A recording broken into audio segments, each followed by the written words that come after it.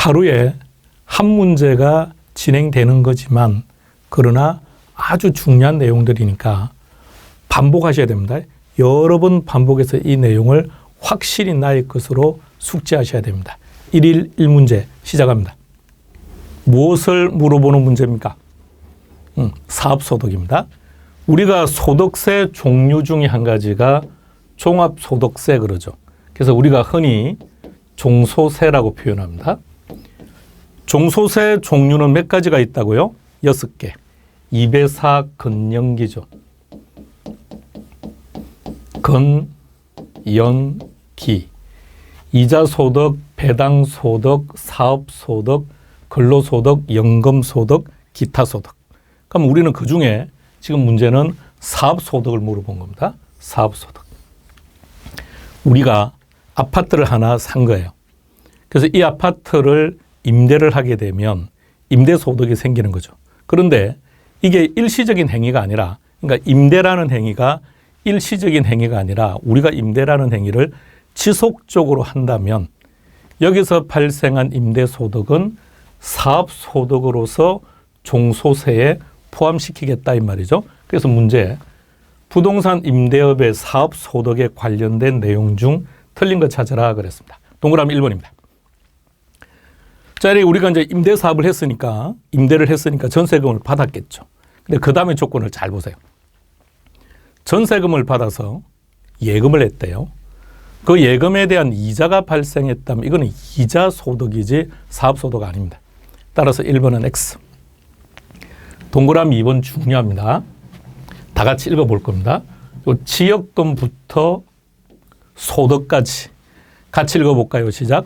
지역권, 지상권을 설정하거나 대여함으로써 발생하는 소득은 임대소득입니다.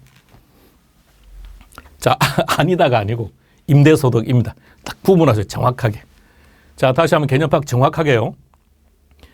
지역권, 지상권을 설정하거나 대여한다는 말이 딱 보이면 아니다가 아니고 여기서 발생하는 소득은 임대소득입니다. 그런데 공익사업과 관련해서 이러한 행위를 하면 이것은 임대소득이 아니라 기타소득이 됩니다. 구분 정확하게 딱 나누어서 구분하세요. 동그라미 2번으로 갑니다. 국내에 소재하는 1주택 소유자가 임대소득이 있다면 이것은 비과세를 해주겠답니다. 어떤 개념인지 한번 생각해 봐요. 강양구가 1주택을 가지고 있는 겁니다. 근데 이번에 직장상의 문제로 인해서 타 지역으로 가게 됐는데 이 집을 팔 수가 없어서 종전에 또 가지고 있던 이 집은 임대를 준 거예요. 그럼 강양구는 타 지역 가서 또다시 일정한 비용을 부담해야 되겠죠. 그럼 이것은 정상적으로 상쇄시켜주는 게 맞지 않을까요?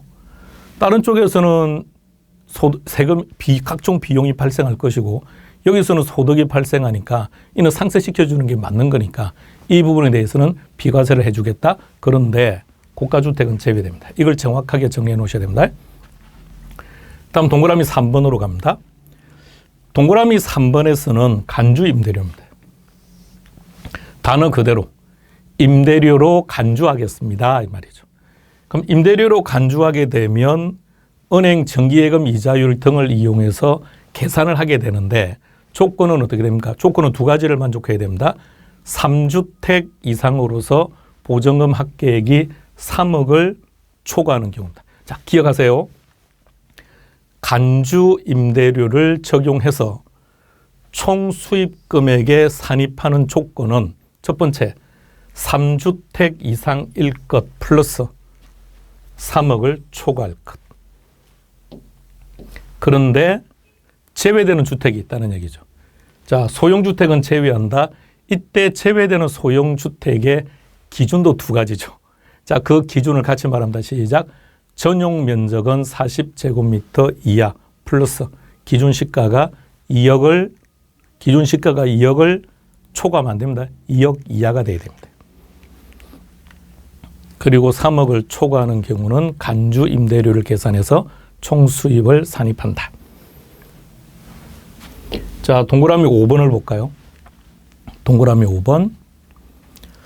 고가주택은 기준시가 12억을 초과하는 주택이죠.